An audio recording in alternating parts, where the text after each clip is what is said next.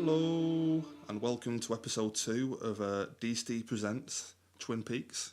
My name's John. I'm Nick. Hi Nick, good to see you again. You too, John. Great to be here.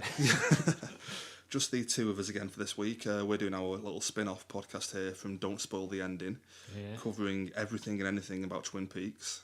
Episode by episode run through each week. Yeah. Like I only found out today this is going on until like September now, isn't it? Yeah, September the 3rd. We've got another 3 months of this. It's going to overlap with Game of Thrones, so... Yeah, because we're planning to do one for that, aren't we? Yeah, so we might have more people on the podcast for that one. Yeah, hopefully we've got a few Game of Thrones fans at work who might want to be on that. Yeah. So we're back on Twin Peaks. Just going to give pretty much a run through now of parts 3 and parts 4. The reason being, part 5 is showing next Monday. So we're doing 2 this week, then next week will be 1 a week from that point on. Yeah. You okay with that? Yep. And I like another hour episode this week, whereas next week it might be a bit short because it's only 1 episode. Yeah, I imagine about half an hour a week going forward maybe, but we'll see how it goes. See how much... we've been discussing notes before the show. We've got varying notes, both of us. Yeah. How are we doing it the same as last week, where we start like with the bits in Twin Peaks, the bits in the... I'll be honest, I plan to do that, but I felt that episodes 3 and 4 were a bit more flowing in terms of like they were jumping all over the place, but in more of a flowing way than just kind of like here's New York, here's South Dakota. This time there's a lot more stuff in the Black Lodge and going through space and all that kind of stuff. So I think I'm quite happy starting at the beginning and just working our way through. Going through that way, great stuff. Okay, so we'll just jump straight into it then. We've got a few theories coming at the end of the episode. Nothing spoilery, I'll explain that later, but got a few theories, so stick around for that at the end if you want to hear any of our daft theories we're going to come up with. So we'll just jump straight into the episode then if you're okay with that. I'm fine with that, yeah. Okay, so we jump straight into the episode with... first of all, this is a bit more of a funny episode, this one. I think we can both agree on that. Yeah. A bit more comedy-oriented, a lot of it. But we start off with Cooper. After the last episode, he fell from the glass box. He did, yeah.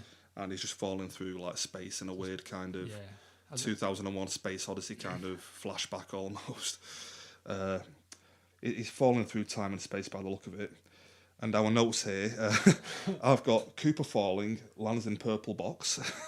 Well, yeah, like it just like he was like in this weird building, wasn't he? Like landed on a like balcony kind of thing, overlooking the ocean or something. Weird, like purple lit balcony. Yeah, overlooking a purple lit ocean. I don't know about you, but I felt really uncomfortable with the purple. Like it proper made me feel a bit uncomfortable. Yeah, just a weird colour choice, isn't it? You know, yeah, it didn't feel quite right. But yeah. Then obviously straight after that, he just goes straight to the window, opens the window. Yeah, climbs into the room. And goes into this weird room. This is where I got really uncomfortable with the episode. Yeah, I mean, if we thought the old Twin Peaks was weird in terms of, you know, the Black Lodge, people talking backwards, just the way it presents stuff to you, this one takes the cake now, I think. He goes into the room, meets this young-looking woman whose eyes are completely covered. Yeah, she's like with like skin. Yeah, weird. Really weird, isn't it? I mean, I thought first maybe this was meant to be. Is it Josie Packard from the old show? I thought that at first, but she wasn't an Asian woman, was she? I couldn't tell, to be honest. Well, if we we'll go back to that, but like if we skip forward a few more minutes, I think it's the same woman, is it not? I don't know. I've got a note for that. I don't think it is, to be honest. I've got a reason for that, but. This woman, her face is kind of covered. Yeah. And they haven't, like, Cooper's trying to, like, talk to her and make contact with her.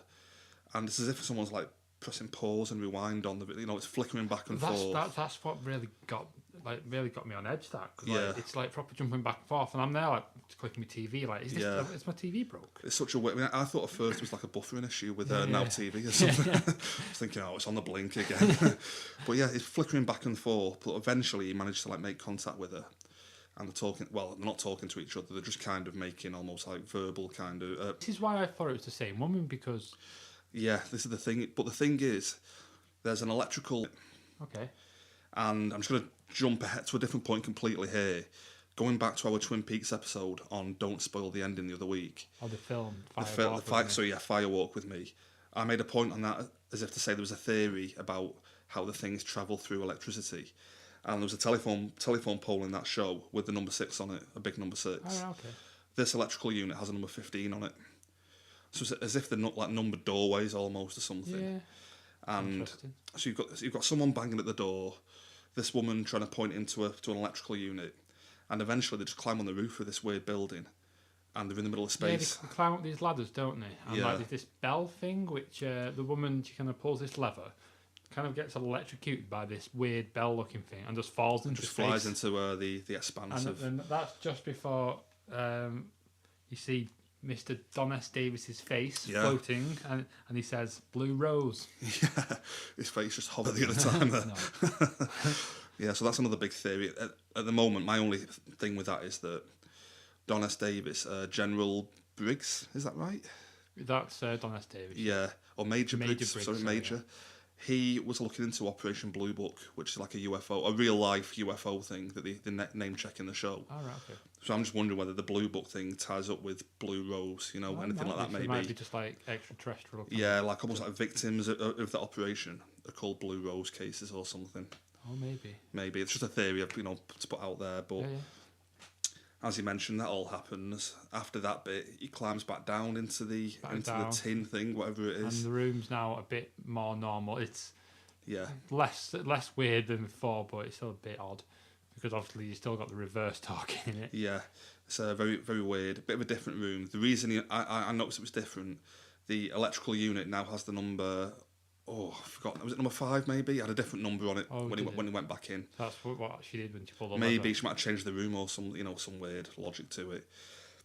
And the woman in there now, I believe I've checked this on IMDb, and I believe she's played by the actress who played Renette Pulaski from the old TV show, who was the night Laura Palmer was killed. She was the other prostitute in the train car. Oh, was she really? Yeah, so it's that actress playing her. Very interesting. Yeah, I don't think it's meant to be the same character, but maybe Lynch just thought, I like the actress, I'll bring her back in for a scene. Yeah. It's interesting, though. But she's trying to get some message over to him. Yeah. Again, there's banging at the door. And she says, well, quick, my mum's coming. Yeah, mother's coming or something, which is really weird. Can I just jump onto another theory here, actually? Again, going back to Firewalk with Me. There's Mike, the one-armed man, tells Leland at the junction in the cars. He references her. I missed the look on her face when it was opened. And I almost think there's been a lot of rumour about Laura Dern, who's a big Lynch actress, playing an important part in this TV show. No one knows who she's playing. I'm wondering if she's going to be some kind of like N-level boss almost, some like big bad that we've not even seen yet. Yeah. Do you know what I mean? Maybe she's the one banging at the door or something. Oh, maybe, yeah. Like chasing Dale through these weird dimensions or something. Yeah. Okay. Or it could be the thing from the glass box in the last episode. Could be that. We still don't really know, do we? But yeah, God. Yeah, just a few theories to put out there, I thought. But in the end, Cooper, in another very weird scene, manages to travel through. Well, this like around the box. There's almost this weird force field, isn't it? I'm Yeah, guessing like an it's like an electrical electrical force field. Yeah. And like he puts it through, and his head starts distorting and stuff. Yeah. And then he goes through, and this is like really funny animation. Yeah, eventually he's like horizontal, and he just kind of gets fed into the... Before his shoes drop off. Yeah, leaves the shoes behind, yep. So he gets fed through there, and I believe the next thing we cut to is the introduction of Dougie Jones, a new character. Yeah, with his with the black prostitute, I assume. I assume he's a prostitute, I'm not judging, but... but like... It wasn't his wife anyway. So. Yeah, definitely we know that much. So yeah, we cut to that bit, and Dougie Jones is another version of Agent Dale Cooper. Yeah. We've already got Evil Dale, we've got the Good Dale, and now we've got Dougie Jones. And they're in some kind of like house that's being let out or something, maybe been rented out. Something like that, yeah. Yeah, so they're in like a kind of unused house or something.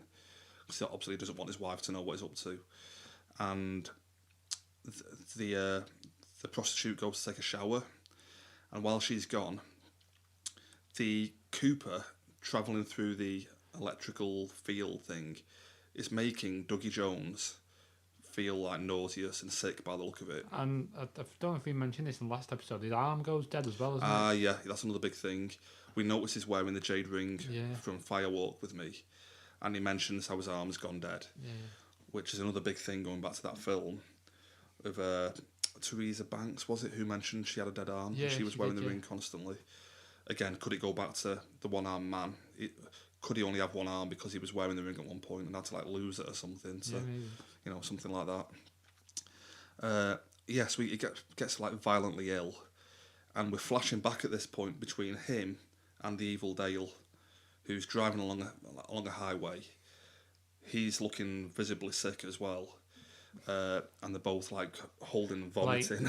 But in Evil Dale's thing as well, like it keeps looking towards the little cigarette lighter, doesn't it? Yeah. Like I'm guessing that's like an electrical outlet. Yeah, definitely. So I think this theory of people travelling through electricity is definitely confirmed. I think we've confirmed that pretty much. That's confirmed. I think the ring is pretty much nearly there, confirmed. Whoever wears it is in for trouble, basically. We've got the whole thing of like, we'll come on to that in a minute. The whole thing of manufactured Dougie Jones, how he's been manufactured. But Dougie is getting really ill, and he starts just barfing like creamed corn, which again I think we've pretty much confirmed now. That's the gammon Bozier they mentioned in Firewalk with Me. Starts barfing that everywhere, and him basically actually I will jump forward a bit here if that's okay. That's fine. I think the plan is Evil Dale mentioned in the last episode. He had a plan of how to deal with being called back into the Black Lodge. He's basically manufactured Dougie Jones to be the one to take his place when Good Dale comes out. Fake Dougie goes in. So he needed to essentially make someone to wear the ring for him. Exactly, yeah. To take that burden for him. And when Good Dale comes out, he then gets called in, and Evil Dale can stay in the world. Because he was desperately holding on, trying not to get pulled into the... Just another thing to mention, that the noise it was making, the cigarette lighter, it's going back to episode 1 as well. I'm sure that when the giant was talking to Dale, you could hear that noise coming through a gramophone. That electrical like... In the episode of 1 of this season? Yeah. All right. He says that somebody else is here with us, and you can hear like this electrical noise from a gramophone. So it's like someone trying to pull him back. He could get Dale out or something. Yeah, something like that maybe. Or there's someone here with us. Could be like a reference to Dougie Jones or something maybe. Yeah. I don't totally understand it, but I think that's what they're getting at, kind of thing. Okay. So eventually, Dougie Jones gets pulled into the Black Lodge. Good Dale gets spat out of the... and the bit with Dougie in this, quite weird as well, isn't it? Because his hand like shrinks. Yeah. And the ring falls off just before his head explodes into just into black smoke. Just pops off. It's not even an explosion; it's sort of popping. Yeah, and then he just kind of disappears. Yeah, his last words are, "That's weird." His head just pops. And he basically disappears, leaving only a little golden ball. Yeah, a little golden ball on the seat, and the jade ring falls to the floor. Which the one-armed man just picks up, I think. Yeah. Oh, I can't remember now what Mike says to him, but that's really... I think Mike says to him, you've been manufactured for a purpose, and it looks like that purpose has now been fulfilled. Yeah, and that's when he just starts shrinking and disappears. Yeah. He puts the jade ring back on the mantelpiece in the Black Lodge. So I'm guessing that's the end of Dougie Jones. Yeah, I can't imagine. Short-lived, but... Yeah, I quite like Dougie. Oh, no, yeah. Seems like a good character. Yeah, so he's gone, but back in the real world, Evil Dale has crashed his car when he was being sick. Yeah, he literally went up the side of the cliff, didn't he, and just toppled his car, essentially. Yeah, and a couple of state troopers come along and presumably arrest him. Well, they first walk up, don't they? Yeah. And they literally back away because apparently, by the sounds of it, the stink is horrendous. I'm just going to jump forward here again to one bit. The guy who first goes up to the car window, he's like on his knees barfing, like, oh, and they're like, the people are saying, send an ambulance, and, with like hazmat suits or whatever it was. But jumping forward to the end of the episode, Albert tells Gordon later on that the guy who first arrived on the scene is in the intensive care unit. Because he was that badly affected by it, yeah. I missed that. Yeah. People do mention at one point that anybody who gets close to Evil Dale becomes physically sick and ill, kind of thing. So It must be an element of that, really. Yeah, so Evil Dale gets arrested at that point. It does. And fake Dougie is gone. And so now we're left with Good Dale, is that right? I feel like that's the last we see of Evil Dale or Dougie for that entire episode, isn't it? Yeah, that's right, yeah. So, yeah, then like you say, we go straight on to Good Dale being like... Oh, well, he's just kind of lying on the floor. He doesn't know what to do. By the looks of it, he's completely lost all knowledge of how to be a person. Yeah, it's completely... He doesn't know what he's doing. Then the prostitute, I don't know what her name is, but she walks in and goes, "Dougie, you all right?" And to be honest with you, this made me laugh because he had a completely new set of clothes. He had a completely new haircut. Yeah. And there's a little pile of sick on the floor. And her reaction was like, "Oh, you had a new haircut?" I'm like, no. Yeah. And apparently he's lost about £100. We find out later on he's lost a load of weight as well. Yeah. So what she thought happened to him, I don't know. But well, she actually said, "Oh, have you been wearing a wig this whole time?" Like, no. So he wakes up. She's very anxious to get out of the house. Yeah. So like takes him out. He's not got his keys, obviously, because he's not Dougie. So she ends up giving him a lift. And this is the bit where. Right. Yeah. This bit is the. I mentioned last week about the mob boss casino owner paying money to put a hit on someone. I think that's what this ties into. Yeah, it makes sense. There's a couple of people out trying to kill Dougie, basically, what they think is Dougie. And they pull out, is this right? They pull out in the car. Dale drops his Twin Peaks Great Northern room key. It's almost like it was supposed to happen, like something was making it happen, because he pulls out his little Twin Peaks key, and you see a little sign that says bump ahead. So you're like, oh, I wonder what's going to happen here. They go over the bump, he drops the key, kneels down, people have got the sniper rifle trained on him, and there's nothing there. It just looks like a one woman on her own, so it's like, oh, he's not there. Never mind. Any other film or TV show that do something like that, I think, oh, how goofy is that? But for some reason with this show, I just let it just work perfectly. It's like, that makes sense. Yeah. Did you notice the name of the town or estate? Well, one of them was called Rancho Rosa. Rancho Rosa. I thought that was quite interesting. Because that's the name of the production company that's making the show, isn't it? Oh, is it? Yeah. Ah, right. There's a theory that the double R thing. David Lynch has always wanted to make a film called Ronnie Rocket. Oh, right, okay. And he puts double R over all of his films. I've never really noticed it myself before, but I've heard it online, a few people have mentioned it. So I thought that. But also, I think one of the street names was called, like, Sycamore Lane or something. And Sycamore Tree is a big thing. Like, one of the soundtrack songs is called Sycamore Trees. Oh, okay.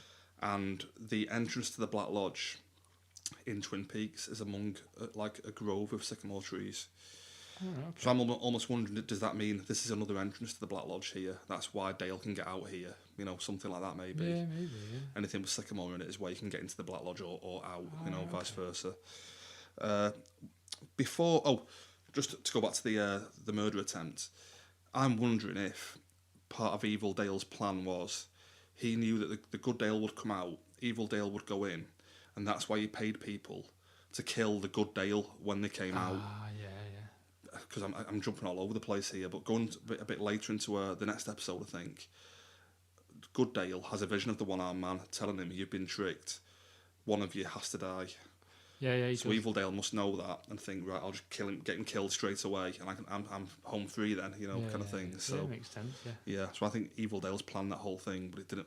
Because he dropped the keys, it didn't work out the way he planned. Something was working in his favour, wasn't it? Yeah. But yeah, what have we got then? So just one last thing on that bit.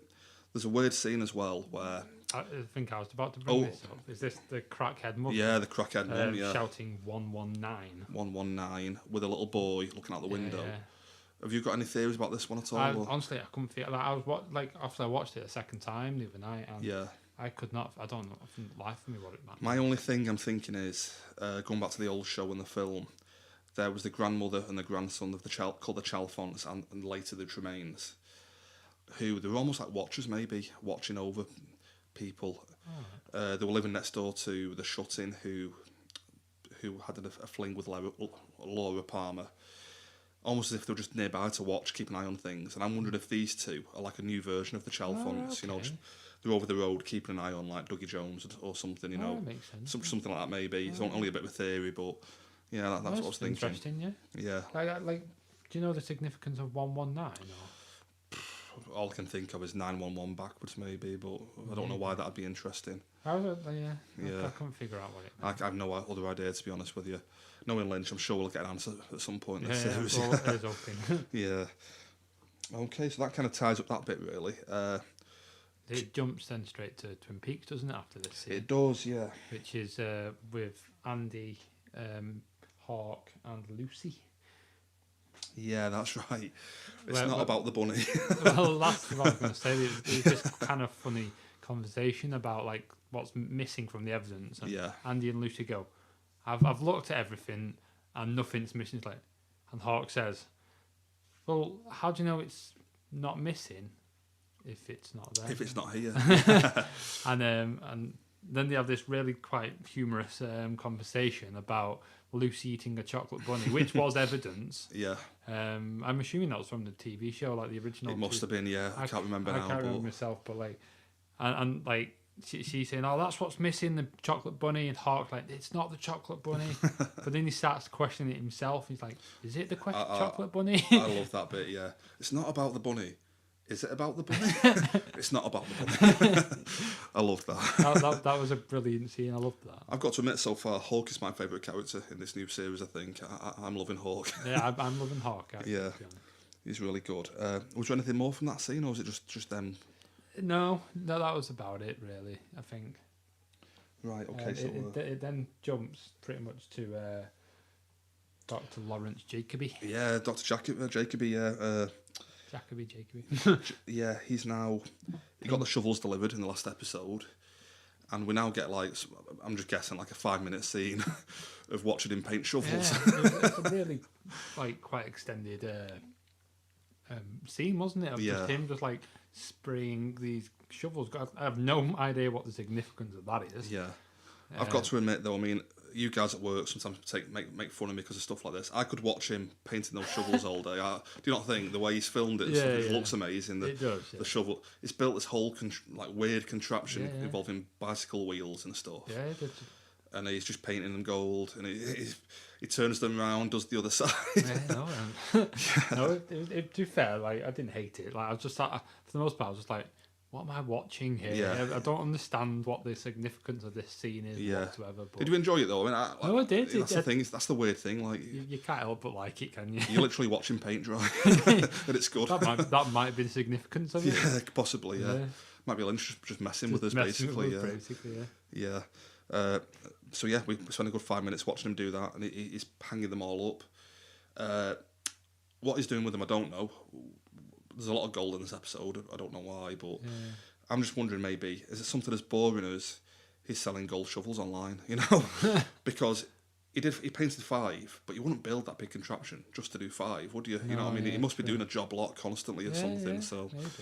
Yeah, might be something as boring as he's got an online business, maybe. Selling gold shovels. I mean, it's a theory. Yeah, I wouldn't put it past him. No, yeah. I won't put anything past this show, to be honest. Yeah. And so I think really after that, we've got to Good Cooper, isn't it? Back Good Cooper, having some fun in the casino. Well, I loved the scene. I absolutely loved it. Because obviously, like, he gets dropped off by the prostitute woman. Yeah. And he goes in with this. She gives him money to call for help. He walks in, holds up the money to like a security guard. Call for help. Call for help. And the guy says, "Oh, go over here," and he starts walking off. And the guy goes, "Oh, you need change." Change. So he goes to the thing, and the person behind the counter, the woman behind the counter, seems a bit disconcerted. She's like, "Is the guy all right?" But like, she gives him a bucket of change. Well, I'll say bucket. It seemed like she gave him like 5 pieces of change, but nonetheless. And he gets the change. To be fair, he goes up and asks to call for help, and everyone's just dismissing the fact he's asking for help. Yeah, just give him change. Just give him change and let him play in the casino. We'll be fine with that. I think he walks around a casino for a bit. He sees someone playing, and when this guy won the jackpot, he goes "Hello," which then becomes Dale Cooper's new new phrase. New kind of motto for whenever. Yeah, for the remainder of this episode and the beginning bit of the next episode. Yeah, he spots a little again the effect. Like a teepee, isn't it? Yeah, a little burning teepee with a picture of the curtains and the floor from the Black Lodge on it. So he follows that, and every slot machine he goes to, because this little image is literally above a slot machine, isn't it? Yeah. It's as if he's been pointed towards these slot machines. Yeah, so he goes over, puts his quarter in, and wins the jackpot straight off. Hello. Hello. I love that. And then I think he does that for a few more, doesn't he? Repeats that a few times. There's a little mad old lady who's watching him, just really jealous. she ends up, doesn't she swear at the camera? Yeah, because she's thinking about stealing his money, isn't she? But then she looks up and just swears at the camera. But I mean, we might as well move on to this, put this and the next episode together because, I can't remember which bit it is, but he directs her towards one himself, doesn't he? Yeah, she starts asking. Well, he points her towards one, and she tells him to F off and gives him the finger. Yeah. Then after he gets she hears another jackpot, she goes, right, I'm going on it, and then wins the jackpot. And then after that, she's asking advice from him which one to go to. I think that might be the 4th episode. So that's the next one. That's what I mean. I think that's the 4th episode, but it's as good a time as any to move on to. Pretty much continue. I've just got one more thing I'll come back to in a minute, but it pretty much continues into that. And she starts calling him Mr. Jackpots and stuff. I love that. Mr. Jackpots. We'd come back when we meet his wife in a bit. I mean, we'll get to that bit in a bit, but for now we're in the casino, and he's won. Is he £27,000 or something? Yeah, or 26,000. Got a big bag of money. And there's one other thing he bumps into. Is it Ethan Suplee? Who's been in My Name Is Earl. Used to be quite a fat guy, but he's lost a bit of weight recently. Do you know who I mean? I recognised him. Yeah. I recognised the girl as well. If I'm honest. Yeah, Sarah something. I can't think of her name now, but she's been in a few films and stuff. Yeah. And I don't know whether it's going to be important or not, but he basically learns where he's meant to live from this guy. He says you live on wherever it is. The red door. Red door. I know how to get there. I just. Look for the red door. Yeah, so I think maybe that's all they're there for, really, to give him information as to where he lives. And like you mentioned, he goes up to see he tries to leave, doesn't he? He tries to leave out the door, and they stop him and call him back in. And that guy, I think I was saying earlier, he was in Ant-Man, the guy that directs him. I didn't realise that. Yeah. Yeah, he was in Ant-Man as one of Ant-Man's friends, but regardless, that's beside the point. But he directs him to this office where this guy he's visibly distressed. He doesn't look happy at all. Yeah. But he's got this big sack of money, and he just essentially says, "Right, here's your money, but you need to make me a promise that you'll come back and you'll try your luck with us again." Yeah, give us a chance to win it back. and that's. I mean, I don't think there's much more to say about that scene. He gets chauffeur driven home after that, doesn't he? So yeah. Can I just jump back a bit, just to the very end of the last episode? We cut to Gordon Cole in Philadelphia with Albert and the new. We did, didn't we? Yeah, I forgot about this bit. The new agent Tammy Preston, who I love. I think she's amazing. Yeah. She's worked with Krista Bell. We were on about her in work, weren't we? Wait, have we missed the scene, or haven't we? With what's his name? Who's the transvestite? We forgot about. That's episode 4. Is it actually? Yeah, that's still coming yet. Okay. Yeah. That's my bad. Yeah, Gordon Cole, they're in a weird boardroom, and they're being briefed on a case. We mentioned this before in work. They've got evidence lined up for a case. Yeah. It's pictures of naked girls, picture of a little boy, an Uzi, and then a jar of peanuts. A jar of peanuts. I think there was another couple of weird. There's a couple of things in there as well.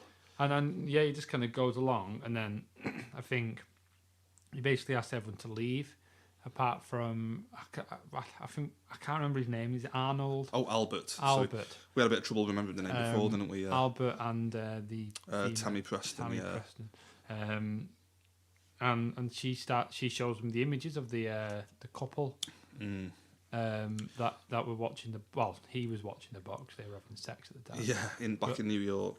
Yeah, and it's a mess. Yeah, there's not much left.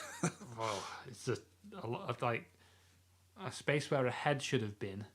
There was just a big pile of blood and gore. Yeah, just like a hollowed out kind of skull, like yeah. And Gordon's got no idea what's going on. Halfway through this, though, they get a call that Cooper's on the phone.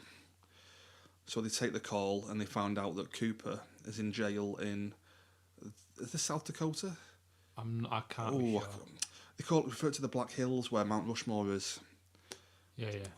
Can't think now exactly where it was, but... Yeah, let's just call it South Dakota. The Black Hills of South Dakota. So Gordon Cole tells Albert, we're going there now to first thing in the morning. And Albert has his little cocky reply, "Oh, great, just where I want to go to, Rushmore or whatever it is." And then, what was it Gordon Cole said to you? "I'm glad you can't wait to get there, or yeah. I'm glad you're in a hurry to get there. We're leaving in the morning." We're leaving first thing in the morning. I love that. So I think that's pretty much where it ends. A bit of a cliffhanger because you know that they're going to go meet the evil Cooper. Well, obviously it skips straight to the Bang Wang Bar as it has with every other finishes in the bar again with a bit of music. Nothing else really in that scene, is there? Just shows the band and finishes. He must be finishing every episode on a band in the bar, basically. To be honest. Yeah.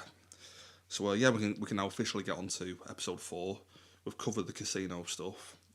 So after the casino bit, as you were saying before, he gets his little limo ride straight home.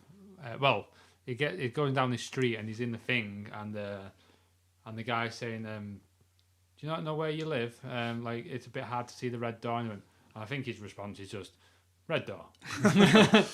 Call for help. and he eventually finds this red door. And the driver gets out. Yeah, I think he actually literally has to pull Dale out of the car because Dale doesn't. I don't know what's going on with him, but by the looks of it, he has just lost everything. Yeah, he doesn't know what a person is. Yeah. In this episode, we're hoping. In fact, I'll get to that in a bit actually. Basically, he pulls him out of the limo. And they kind of stood there. Yeah, they both just stood there. He's waiting for him to go in the house. And he doesn't know what he's doing. Before a new character we've never met before comes out the door. Yeah, Dougie's wife. She's called Janie E. Lewis or something. It's a really weird name. It's like Janie, then E, like a middle initial. Oh, right, So I don't know what that means. But Oh no, Jones, Janie E. Jones, Dougie Jones, yeah. Played by Naomi Watts, quite a famous actress who's in Mulholland Drive and stuff like that. Another Lynch favourite. Yeah. She comes out, starts, mouthing off, drags him into the house. She slaps him straight off, doesn't she? You have been gone for 3 days. You missed Junior's, Sonny Jim's... Sonny Jim. You missed Sonny Jim's birthday. Sonny Jim Jones, yeah. And the driver makes a swift exit. He's happy just to get out of there. I think, and then follows with him just going in the house, essentially. Yeah. Where she's having where have you been and all this stuff. He's obviously not talking. Yeah. I mean, I know it's Twin Peaks, but I'm still quite surprised how no one's concerned about the fact he's not said a word. Yeah. She's tearing a strip off him and then realises he's got this bag full of money, thousands of dollars there. And all of a sudden she's dead happy being back. Yeah. I'm so glad you're back, Dougie. I wonder what it was that tipped the mood. Yeah, so she's really happy all of a sudden. And I think they just go to bed at that point, do they? That's pretty much the end of that bit. Where do we go from there? I think we go to Gordon Cole. Oh, we do. Yeah, we go to Gordon Cole talking to Denise Bryson, played again by David Duchovny. Yeah. One of my favourite actors. I love David Duchovny. Yeah, I love that character. It really made me happy to see his return in the show. Yeah, I just love the fact he's willing to do it again. To get dressed up as a woman again, kind of thing. Because he has gotten pretty famous. Yeah, definitely. Since his time on the first Twin Peaks seasons. Back then, he was like a bit of a jobbing TV actor, maybe. Now he's like Fox Mulder. You know, he can pretty much. Yeah. Obviously, not like A-list kind of thing, but he can, pick and choose his projects. So it's good to see that he was willing to come back straight away when Lynch gave him a call. Yeah, I love that scene as well because Denise kind of gives him a bit of a Gordon Cole gives him a bit of a dressing down by saying, "We know your history with young women. This has happened before." Yeah. Referring to Agent Tammy Preston. And I think referring back to his time in the original Twin Peaks when he was like doing anything he could to kiss like Shelley, who was like 50 years younger than him and stuff. Yeah, what was it? He kept saying like, "You're the only girl I can actually hear." Like, yeah, that's right. I mean, are we assuming that like he genuinely could hear her above everyone else, or is he saving that line? Is this on the whole ploy to save that line just to get someone like just that to get girls like Shelley? So he can hear everyone else. I'd love that to be true. That would be amazing. That would be amazing, wouldn't it? Yeah, so we go to there. Denise gives him a bit of a dressing down, but eventually, I think Gordon Cole kind of says in a roundabout way, "Look, back in the day, before you were Denise, before you were head of the FBI, I had a lot of dirt on you, and I'd never used it because I knew you were a good agent," and that kind of wins Denise over. And he says, "Yeah, sure, take Agent Palmer and go off to the Black Hills of hopefully South Dakota."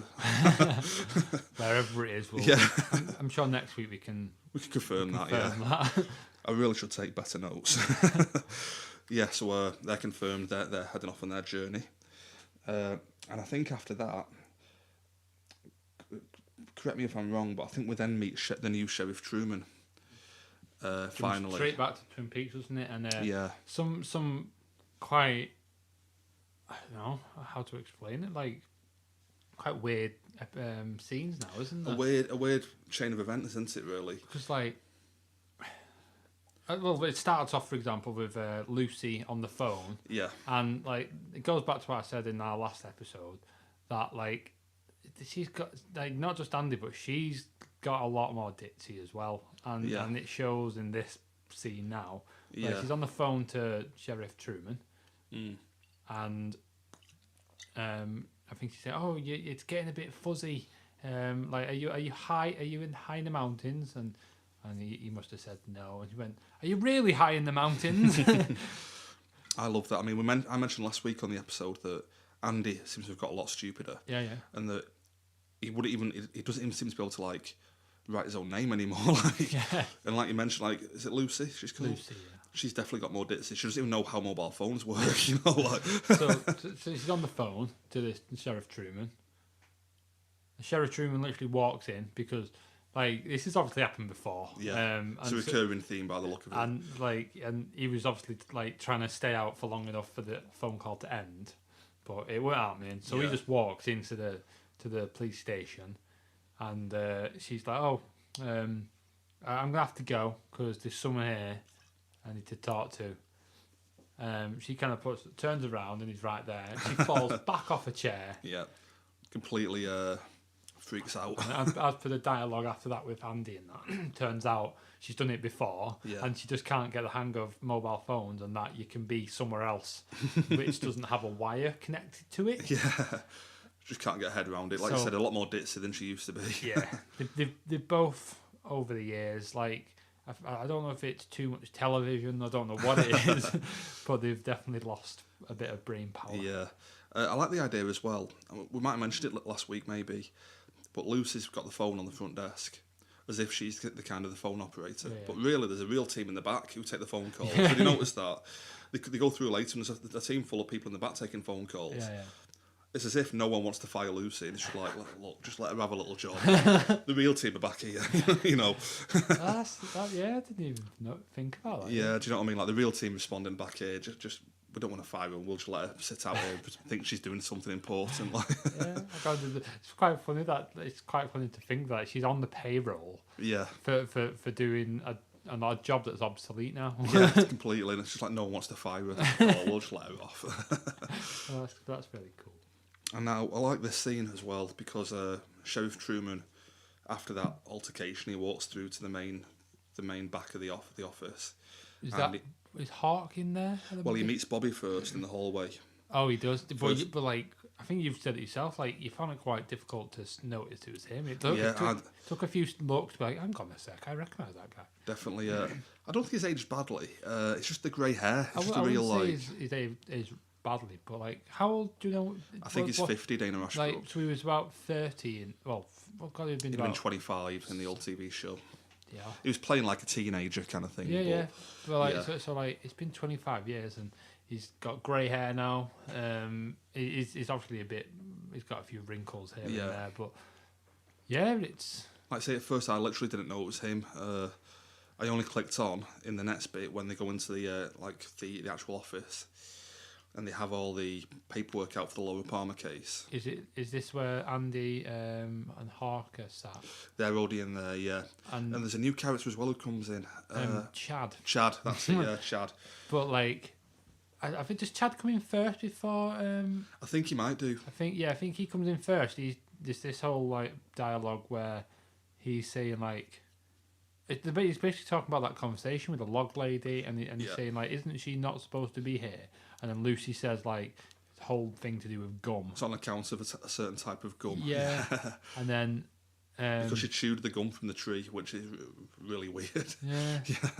And then basically Sheriff Truman says, off you pop.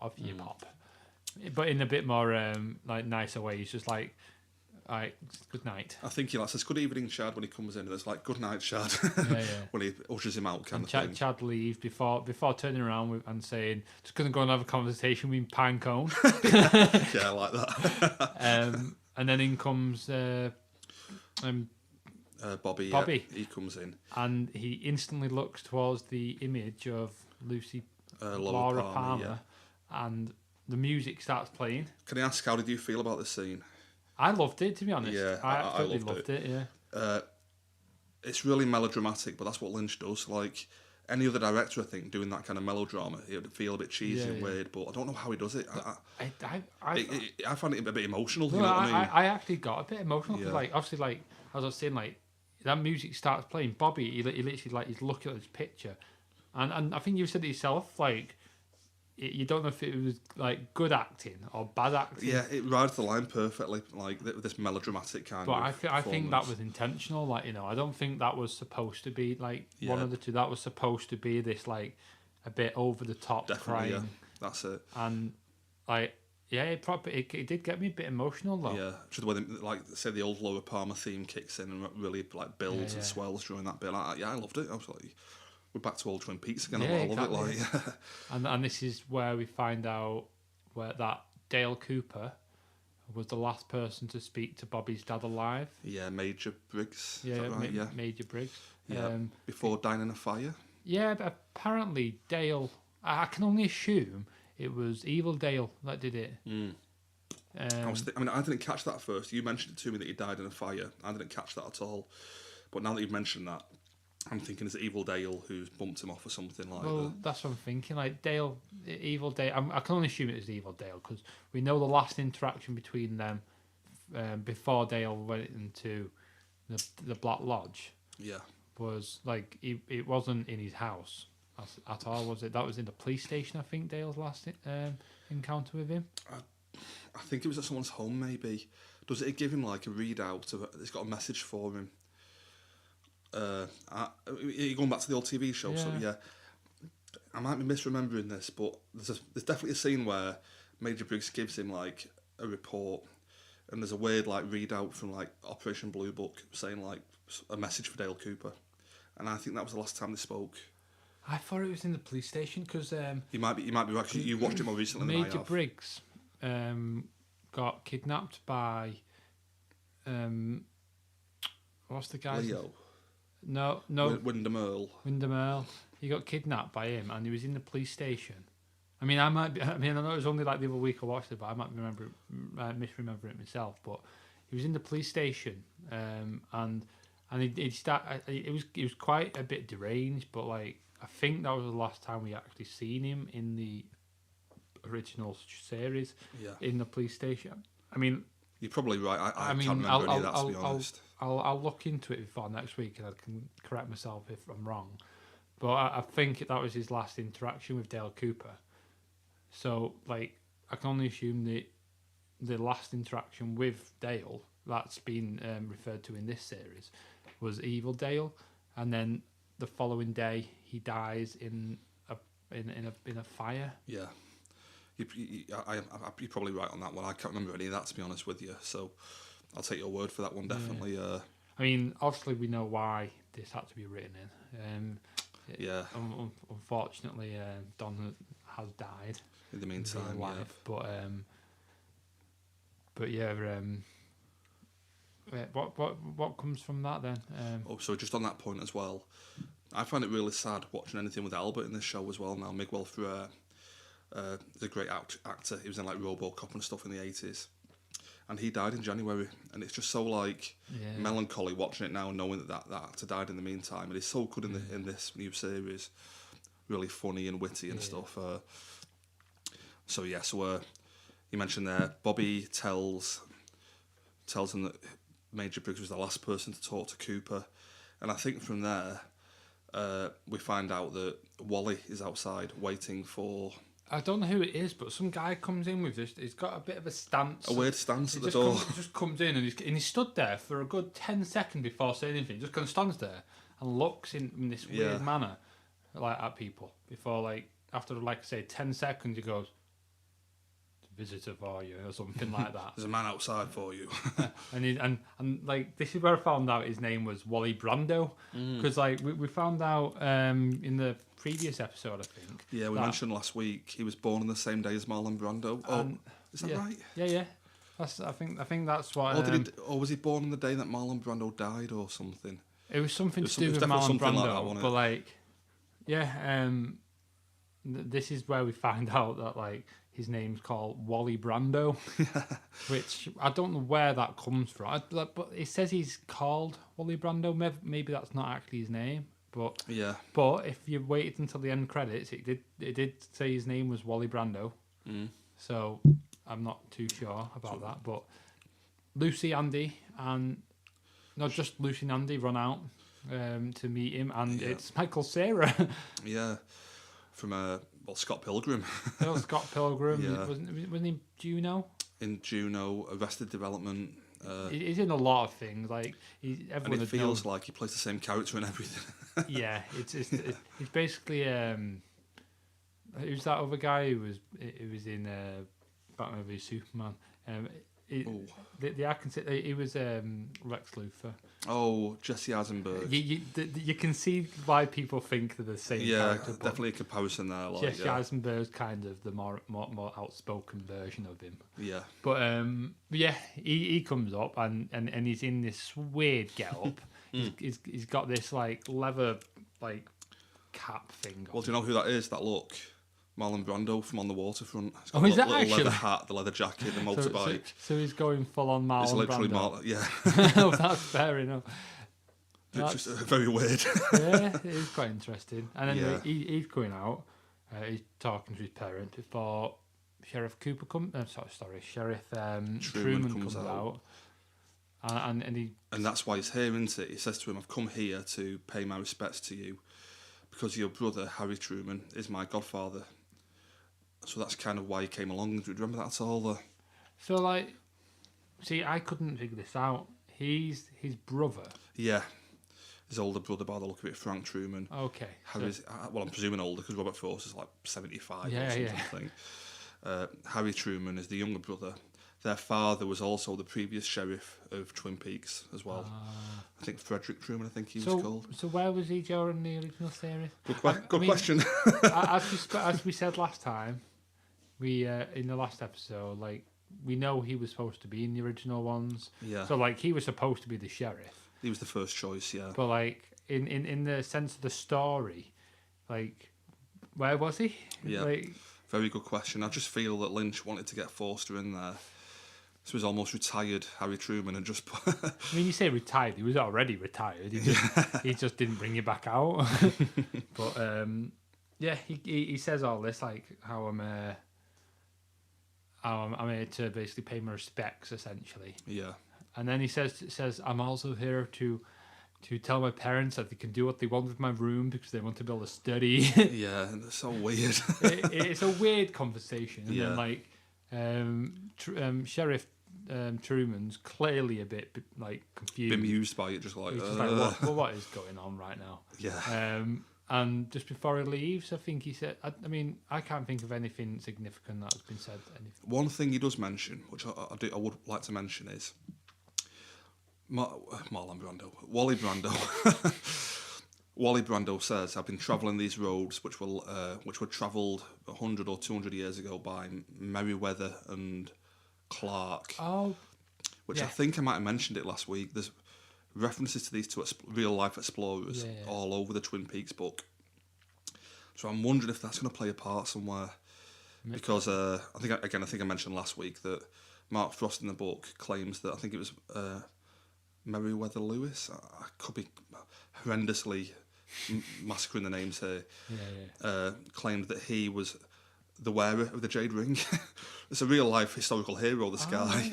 And Mark Frost is claiming that he committed suicide by wearing the jade ring. So, I mean, I just don't think they'd throw in a reference like that if it didn't have a part to play at some point.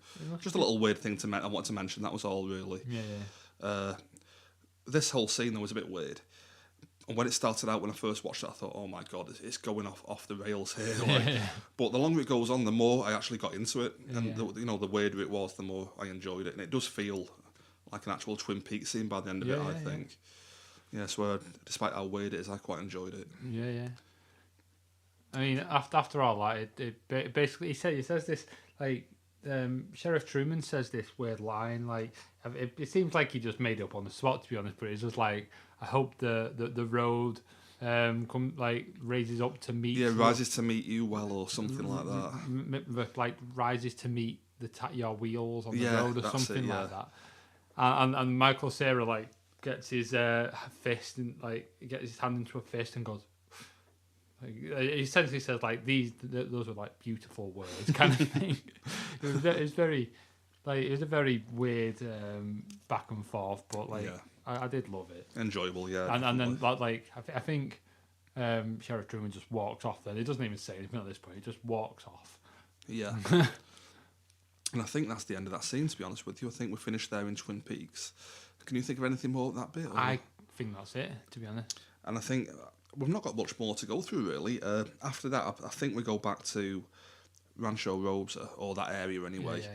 And Dougie, with his family, waking up in the morning. Yeah. Is that right? I can assume it's not the same area, because why would you be sleeping with someone around the corner? Around the corner, yeah. But yeah, like, he goes to his house, and it's I assume it's the morning now. And I think he's sat on the bed with this putrid green jacket, lime green jacket, and he's just kind of sat there staring. I think at this point you see the Black Lodge, don't you? And you see the one-armed man. Yeah. Just like looking up, and he says, "You can see me, can't you?" Yeah. And that's when he tells him, "You've been tricked," and he holds up the little gold ball for Dougie. That was it, yeah. You've been tricked. One of you has to die. So we know now that when Dale gets his marbles back, him and Evil Dale are going to have to go at it to send one of them back to the Black Lodge. Yeah. And, like, straight from that, I think, like... there's one funny scene there where Dale has just lost the plot again completely. Naomi Watts has to walk into the toilet to have a word. I was literally just going to say that, yeah. Yeah, like, he's, like, holding himself because, like, obviously he doesn't know how to person. He doesn't know what he's doing anymore. And like, you see the weird, like, look on his face, as if, like, he's like, oh, wow, this is amazing. Because, like, it's as if he's experiencing doing that for the first time. It's really quite a weird just like, scene. God. He was quite shocked at first. Like, before Naomi Watts has to dress him. Yeah, she realises he's lost a lot of weight. She mentioned she'll have to get his suit dry cleaned so that he's got something that fits. And I think they go down for breakfast after that. Is that right? Well, she doesn't put the tie on him right, and he ends up having his tie like around his head. Yeah. Because like before they go down to breakfast, like he looks out the door and this kid's there, who I can only assume is Dougie Jones's child. Yeah, Sonny Jim Jones. Sonny Jim Jones. Yeah. And and he just kind of laughs at him. He seems perfectly fine with the fact that his dad's just gone cuckoo. Yeah, everyone seems fine with the fact he's not talking. He can barely wee on his own. and he comes down to breakfast, where Sonny Jim Jones has to literally put him in his chair. Like I think he taps on the chair. Yeah, he's come down with a tie just on his head, hasn't he? Yeah, and Sonny Jim Jones like taps on the chair, said, "Oh, like basically sit here." And Dale's response is to tap on it himself, because I think he's just copying people at this point. Yeah. He doesn't know what to do. So Sonny Jim pulls him onto the chair. And I think he then has to show him how to eat fucking... Gets a plate of pancakes, doesn't he? Yeah, he has to show him how to eat pancake. He puts maple syrup on it. It does kind of feel like when he takes that bite of the pancakes, almost like you're getting a bit of Dale back. He's like, oh, he's loving that. And then he gets the cup of coffee afterwards. Dougie's coffee. This is Dougie's coffee, it says on it, doesn't it? Tries that, and I think there's a bit of a... Well, I think he must have been quite hot, because he tries it, and then he's just like... He's got this weird face on him. Yeah, but it's like a grin almost. It's like, coffee! Yeah. Like, so, I can only hope, or assume... There's a little bit more of Dale Cooper back. That we're going to get more and more of Dale Cooper with the more that you remember. Like, coffee is a big step forward in that as well. And at some point as well, he gives the thumbs up in this scene. To his son, maybe. And that's a Dale Cooper thing, the coffee and the thumbs up. So I'm sure there was a thumbs up at some point. I don't recall that. I might be getting confused because I know the evil Dale does a thumbs up. The evil Dale does it. That might be it. But Maybe. I mean, you might be right. I don't actually remember that though. But I think that's pretty much it for that bit, isn't it? He spits out the coffee. And Naomi Watts goes, Dougie! And before it cuts... We then cut to Gordon Cole, Albert and Tammy Preston travelling on the road to hopefully South Dakota. I've got quite an amusing more dialogue now, haven't we? More little comedy coming up, yeah. Gordon Cole is visibly upset because he can't see Mount Rushmore. And Albert has he basically pulls a picture. I've got you a picture of it, and I think Gordon Cole's just like, oh wow. He makes some comment. The great faces of stone. Yeah, look at those faces. I love that. And I think he goes on to say something along the lines that like, and why is something happening? And Albert says because. Oh, agent's car sick. Agent Tammy Preston is car sick in the front. And he's like, what's up with her? And Albert says, car sick. And he's like, we're not in Russia, Albert. There are no Cossacks around here. and Albert proceeds to shout, car sick! Like, to which the driver, like jolts a bit. He veers off the road almost. Yeah. And then I think it's quite funny because Cole turns to him like after a few seconds and goes, woke up on the wrong side of the bed. Yeah. Someone's woke up on the wrong side of the bed today, Albert. I love anything with Gordon Cole and Albert so far. I'm absolutely loving. And so we go from there. They turn up at the prison to meet evil Dale Cooper. And they go through to have the interview with him. Which is a weird scene in itself.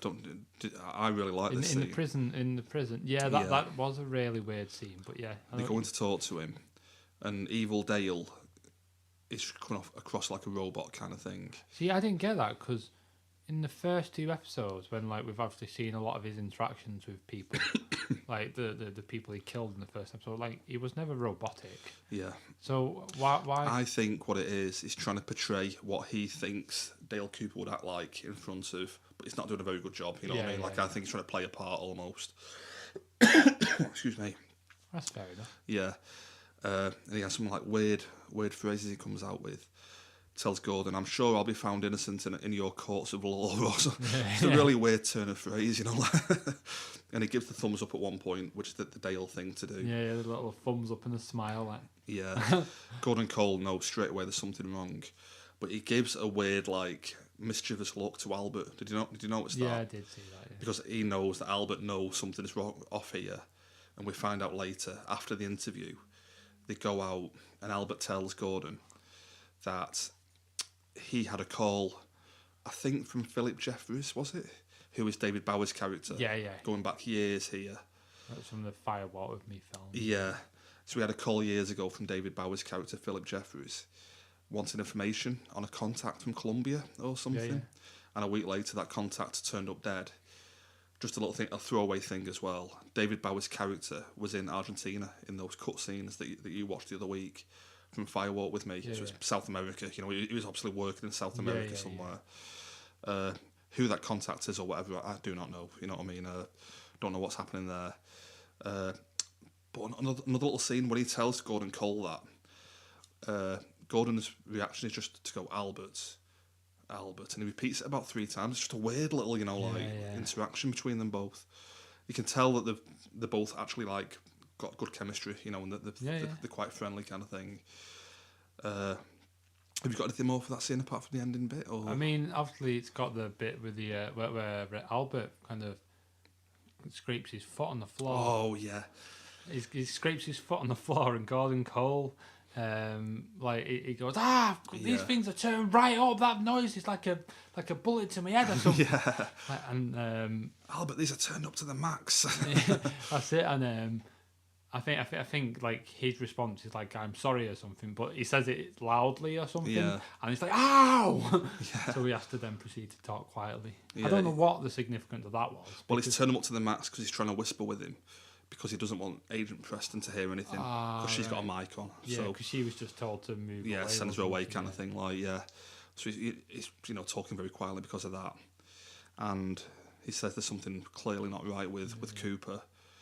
And they reference somebody. He actually says to him, doesn't he? He says he didn't greet me correctly. Yeah, if you know what I'm saying, if you know my meaning. If you know my meaning, I love the turns of phrase they use in the show. Like, he didn't greet me correctly. Like, that's awesome. I mean, I can only assume, like, what's that to do with, like, obviously because he was so robotic and that's to do with that, isn't it? But it's the fact that he clearly wasn't Dale Cooper, and But then, like, carry on with after that. After that, the final thing is they mention that they're going to get like a female involved who presumably knows Dale Cooper, and Gordon Cole asks Albert, "Do you know where she is?" And he replies, "I know where she drinks." And immediately there's a smash cut back to the bar from Twin Peaks. I think we've missed a little bit before that, though. Ah, right. A little, like, just a few lines that they said to each other, and it's coming back to the Blue Rose again. Oh, sorry, yeah. Because he's, I think one of them says, "Oh, it's Blue Rose," and he goes, "Indeed, very Blue Rose." Yeah, I think it says the bluest or something. Oh, like, that's it, yeah. Again, I just love the little... the interaction with them and stuff. So that's coming back to the Blue Rose, like. So, another Blue Rose case. Yep. And again, they mention there's somebody involved who they're going to get involved, which I'm thinking it might be Audrey Horne, maybe. Yeah, because I think essentially what they said is that I know someone will be able to tell us if this is Dale Cooper kind of thing, and Albert and Cole says. Do you know anyone, or you know someone, don't you, or something like that? And Albert says, well, I know where she drinks. Yeah. And we don't find out who it is. But we have that smash cut back to Twin Peaks in the bar. To the Bang Bang Bar. And that's where it ends, yeah. So it's somebody back in Twin Peaks. Could be Annie. I don't even know if Heather Graham's coming back for the show, to be honest with you. Well, obviously there's a few options, obviously. It could be Annie from the original series. Or he was quite close with Audrey, wasn't he? Quite close with Audrey. I mean, Shelley's a shout, I suppose. He knew Shelley. He's not really very close with her. I think of the all the girls, or to be fair, anyone in Twin Peaks, I think those two would probably be. Yeah. I'm thinking Audrey personally. Yeah. Do you know like I know like last week we were saying how like the guy who played Harry Truman like was. Oh wait, no, we've already been confirmed it is a woman. Never mind. I was going to say even though like he said how like he's not been brought back and he was waiting for the phone call and never got it. I'd love it if it was like that's a whole trick and he's going to come back. You know what though? I'm thinking this because I've read so much conflicting stuff. Some stuff says that he didn't want to come back when he got the call.